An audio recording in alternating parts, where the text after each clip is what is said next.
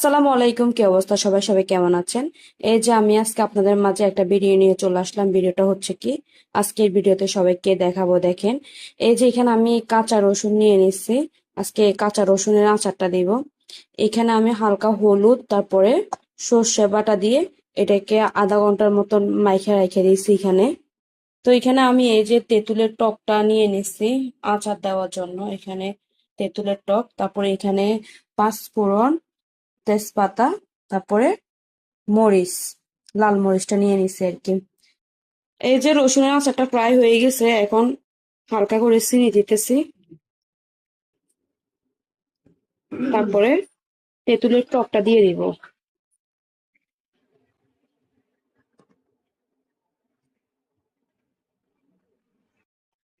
মাশাআল্লাহ, কালারটা কিন্তু অনেক সুন্দর আসছে, দেখেন।